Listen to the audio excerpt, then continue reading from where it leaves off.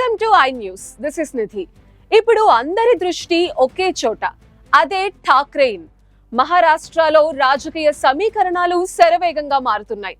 ఒకప్పుడు నిప్పు ఉప్పులా ఉన్న రాజ్ ఠాక్రే, ఉద్ధవ్ ఠాక్రే ఇప్పుడు మళ్లీ దగ్గరవుతున్నారు.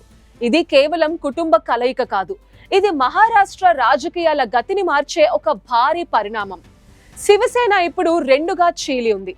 ఒకవైపు బీజేపీ వర్గం, మరోవైపు కాంగ్రెస్ కూటమికి మద్దతుగా ఉన్న ఉద్ధవ్ ఠాక్రే వర్గం. ఈ నడుమ అందరి దృష్టి ఇప్పుడు ఠాక్రేల ఐక్యతపైనే నిలిచింది. ఈ కలయికకు బలమైన పునాది ఒక కీలక అంశంపై పడింది. మహారాష్ట్ర ప్రభుత్వం పాఠశాలల్లో హిందీ భాషను తప్పనిసరి చేసే నిర్ణయంపై ఇద్దరు ఠాక్రేలు ఒక్కటయ్యారు.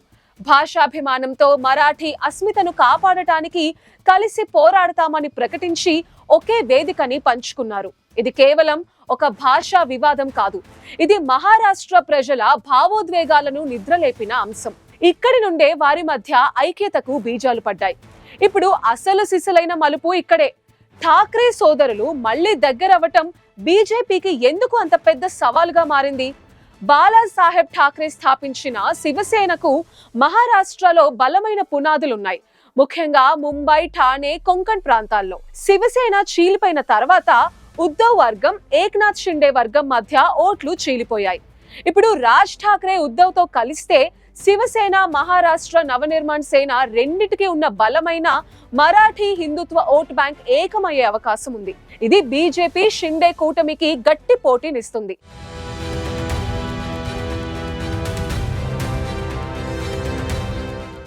ఠాక్రే సోదరులిద్దరూ మరాఠీ గుర్తింపు, హిందుత్వ సిద్ధాంతాలను బలంగా సమర్థిస్తారు. బీజేపీ కూడా ఈ అంశాలపైనే దృష్టి సారిస్తుంది. అయితే ఠాక్రేలు కలిసి వస్తే బాలాసాహెబ్ ఠాక్రే వారసత్వానికి సమిష్టగా మరింత బలంగా ముందుకు తీసుకువెళ్లే అవకాశం ఉంది. ఇది మహారాష్ట్ర ప్రజల్లో భావోద్వేగపరమైన కనెక్షన్ ని తిరిగి స్థాపించవచ్చు. ఇది బీజేపీకి తీవ్ర నష్టం కలిగించవచ్చు. రాబోయే బృహన్ ముంబై మున్సిపల్ కార్పొరేషన్ ఎన్నికల్లో ఠాక్రే సోదరులు కలిసి పోటీ చేసే అవకాశం ఉంది. బృహన్ ముంబై మున్సిపల్ కార్పొరేషన్ మహారాష్ట్ర రాజకీయాల్లో చాలా కీలకం. దానిపై పట్టు సాధించడం రాష్ట్ర రాజకీయాలపై ప్రత్యక్ష ప్రభావం చూపుతుంది. బీజేపీకి ఈ ఎన్నికలు చాలా కీలకం. ఠాక్రేల ఐక్యత వారికి తీవ్రమైన సవాలుని విసురుతుంది. శివసేనను చీల్చి ఏక్నాథ్ షిండే వర్గానికి మద్దతు ఇవ్వడం ద్వారా బీజేపీ మహారాష్ట్రలో తన పట్టుని బలపరుచుకోవాలని చూసింది. ఇప్పుడు ఠాక్రే సోదరులు మళ్లీ దగ్గరవ్వటం బీజేపీ వ్యూహాలకు అడుగడుగునా అడ్డంకిగా మారవచ్చు.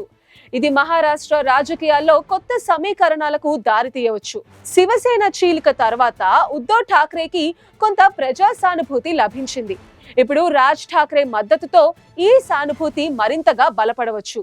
సామాన్య ప్రజల్లో ఠాక్రే కుటుంబంపై ఉన్న అభిమానం మళ్లీ పెరిగే అవకాశం ఉంది. ఏక్నాథ్ షిండే బీజేపీ మద్దతుతో ముఖ్యమంత్రి పీఠాన్ని అధిరోహించారు. కానీ ఇప్పుడు ఆయన ప్రాధాన్యత తగ్గుతున్న సంకేతాలు స్పష్టంగా కనిపిస్తున్నాయి. ఠాక్రేల ఐక్యత షిండే వర్గానికి పెద్ద తలనొప్పిగా మారింది.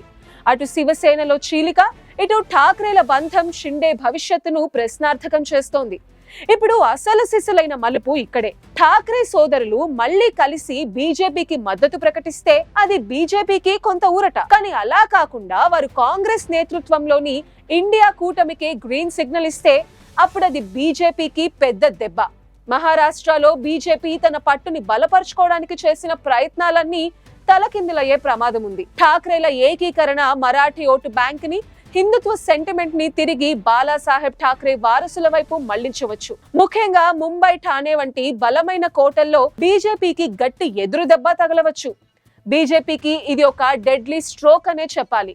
మహారాష్ట్ర రాజకీయాలు ఎటువైపు మలుపు తిరుగుతాయి? షిండే భవితవ్యం ఏంటి? ఠాక్రేలు ఏ కూటమికి మద్దతు పలకబోతున్నారు? బీజేపీ ఈ సవాల్ని ఎలా ఎదుర్కొంటుంది?